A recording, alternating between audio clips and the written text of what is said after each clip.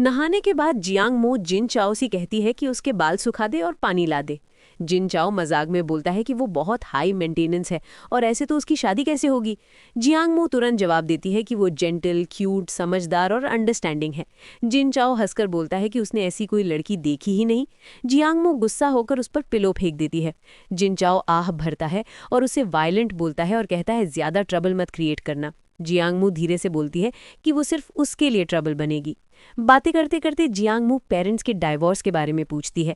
जिन चाओ बताता है कि उनके माँ बाप के लास्ट झगड़े की वजह कुछ गमला प्लांट्स थे। जिन कियांग ने गुस्से में माँ के प्यारे प्लांट्स तोड़ दिए थे, ये कहकर कि छोटे घर में इनकी ज़रूरत नहीं।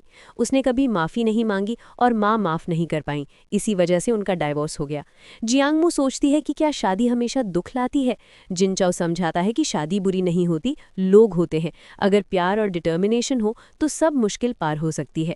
जियांग मू मजाक में बोलती है कि जिन चाओ अच्छा हस्बैंड बनेगा, पर वो कहता है कि ये सिर्फ उसकी फ्यूचर वाइफ ही कह सकती है। फिर दोनों चाइल्डहुड यादें याद करते हैं।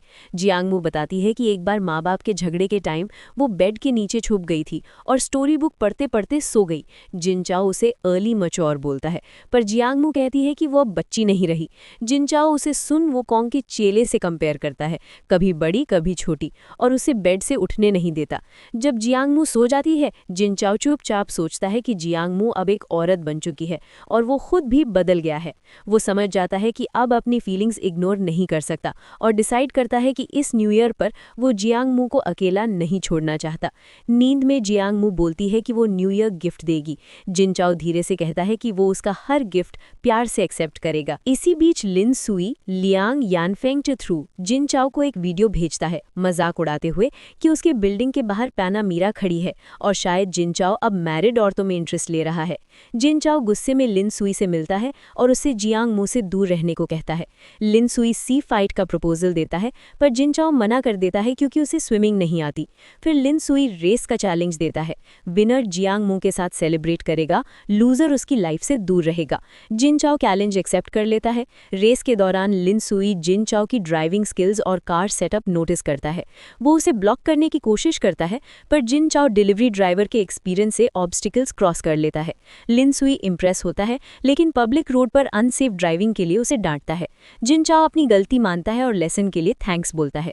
लिन सुई उसे 24 आवर्स ऑफ ले मांस के लिए अपनी टीम ज्वाइन करने का ऑफर देता है, पर जिन चाओ मना कर देता है। कहता है कि वो अपना करंट काम कंप्लीट करके रेसिंग छोड़ देगा। चैरिटी इवेंट में जियांग मू बैकस्टेज नाना के साथ होती है। नाना उससे कहती है कि अपना ट्रम्प कार्ड सॉन्ग गाए।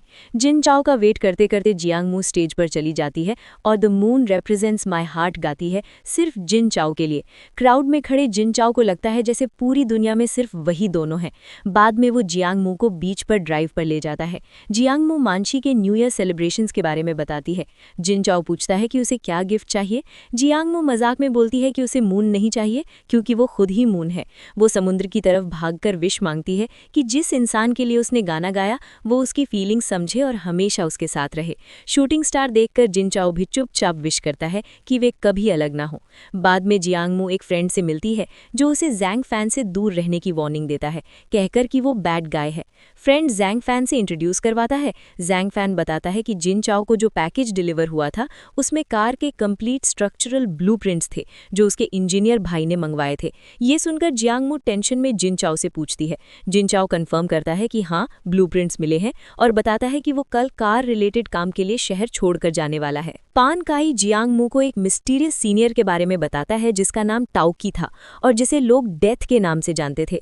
टाओकी पढ़ाई में भी टॉप स्टूडेंट था और स्ट्रीट रेसिंग में भी सबसे तेज।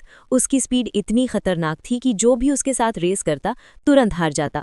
लोग मजाक में कहते कि उसके ओपोनेंट्स पहले 7 दिन भी नहीं निकाल पाते। लेकिन कॉलेज एंट्रेंस एग्जाम से 1-2 महीने पहले टाओकी अचानक गायब हो गया। उसकी कार कन्फिस्केट हो गई थी जबकि उसके मार्क्स बहुत अच्छे थे और फिर वो कभी वापस नहीं दिखा। बाद में जियांग मू जिन चाओ को मैसेज करती है और मजाक में कहती है कि वो घर का रास्ता भूल गई है। जिन चाओ पहले मना कर देता है। तब तब जियांगमू अपनी वाटर बॉटल की फोटो भेजती है क्राइंग इमोजी के साथ। जिनचाओ बॉटल के कैप में एक मेल क्लासमेट का रिफ्लेक्शन देख लेता है और तुरंत स्कूल पहुंच जाता है। एक लड़का जियांगमू को घर छोड़ने आया होता है, लेकिन जिनचाओ बिल्कुल खुश नहीं होता। वो सीधा जियांगमू का हाथ पकड़ता है और कहता है चलो घर चलते हैं। उसके बाद वान किंग जियांगमू से एक सीसाइड रेस्टोरेंट में मिलती है। दोनों ड्रिंक्स पीते हैं और वान किंग अपने दिल की बात बताती है। वो कहती है कि उसे जिनचाओ से बहुत पहले से प्यार है। वान किंग याद करती है कि कैसे जिनचाओ पहली बार वान्स ऑटो शॉप में अप्रेंटिस के रूप में आया था। वो सिर्फ हैंडसम नहीं बल्कि फोकस्ड और इंटेलिजेंट भी था। दूसरे मैकेनिक्स के नहीं, जिनचाओ हमेशा पढ़ाई करता रहता, नोटबुक्स भर भर के नोट्स लिखता। वान किंग बताती है कि जिनचाओ ने अपनी बहन जिन शिन के अर्जेंट हार्ट ऑपरेशन के लिए पैसा जोड़ने के लिए कितनी मेहनत की। उसने एक सस्ती यूज्ड कार को मॉडिफाई करके महंगी प्राइस पर बेचा और रातों को जाग जाग कर काम करके पैसा जमा किया। लेकिन बाद में उस कार का एक्सीडेंट हो गया क्योंकि उसमें इलीगल मॉडिफिकेशंस थे। ड्राइवर की टांग जख्मी हो गई। गलती जिनचाओ की नहीं थी बल्कि वान डायोंग ने कार के पार्ट से छेड़खानी की थी। फिर भी वर्कशॉप ने अपनी रेपुटेशन बचाने के लिए चुप रहना चुना और सारा ब्लेम जिनचाओ पर आ गया। इतनी नाइंसाफी के बाद भी जिनचाओ ने जिम्मेदारी ली और गराज में काम करता रहा। धीरे धीरे उसने वानसेंग बैंक का ट्रस्ट जीत लिया। उसके दोस्त सान लाई ने कंपनसेशन के लिए अपना रेस्टोरेंट तक बेच दिया, लेकिन वान किंग की मदद लेने से जिनचाओ ने मना कर दिया। ये सब सुनकर जियांगमू का दिल भर आता है। वो रेस्टोरेंट में ही जिनचाओ को गले लगा लेती है रोती हुई और प्रॉमिस करती है कि वो उसे कभी छोड़कर नहीं जाएगी। वान किंग जो थोड़ी नशे में होती है, जिनचाओ से अपने फादर और गराज की गलतियों के लिए माफी मांगती है, लेकिन जिनचाओ बिना कुछ बोले जियांगमू को उठाकर वहां से ले जाता है। बाद में उसकी नजर जियांगमू के पैर पर पड़े ब्रूजेस पर पड़ती है। परेशान होकर पूछता है पर जियांगमू बताती है कि ये बस एक्सीडेंट से हुए हैं। फिर वो सीधा कहती है कि चाहे वान किंग कितनी भी अच्छी हो, जिनचाओ उससे प्यार नहीं कर सकता। वो बोलती है अब मैं बड़ी हो चुकी हूँ। ये सुनकर जिनचाओ क्लियरली नर्वस हो जाता है। बाद में सानलाई जिनचाओ को बताता है कि वान किंग नशे में गराज आई थी और अपना वन साइडेड प्यार कन्फेस कर रही थी। वो पास्ट की सारी नाइंसाफी भी याद दिलाता है। साथ ही सानलाई जियांगमू की तारीफ करता है, स्मार्ट, सुंदर, काइंड, बस थोड़ी पिकी ईटर है पर क्यूट वे में। जब सानलाइट जिनचाओ से पूछता है कि उसके दिल में जियांगमू के लिए क्या है, जिनचाओ बस मुस्कुरा देता है क्योंकि वो जानता है कि जियांगमू हमेशा से उसके दिल में थी। इसी बीच हे ज़ैंग, जो वान किंग के प्यार का सच सुन चुका होता है, अकेला रह जाता है, पूरी तरह डिसअपॉइंटेड। न्यू ईयर पास आता है। झाओ मेजुआन सोचती है कि जियांगमू को अपने साथ ले जाए, लेकिन जियांग कियांग कॉन्फिडेंटली मना कर देता है। वो जियांगमू को एक बड़ा रेड एनवेलप देता है ताकि उसे किसी चीज़ की कमी ना हो, लेकिन जियांगमू डिसाइड करती है कि वो जिनचाओ के साथ ही रहेगी। वो बारिश में भीगती हुई जिनचाओ और गराज के वर्कर्स के साथ न्यू ईयर डिनर में आती है। जिनचाओ उसके ठंडे हाथ अपनी पॉकेट में डालकर गर्म करता है। तब जियांगमू उसके गले का पेंडेंट नोटिस करती है जिसमें लिखा होता है यर्निंग डे एंड नाइट।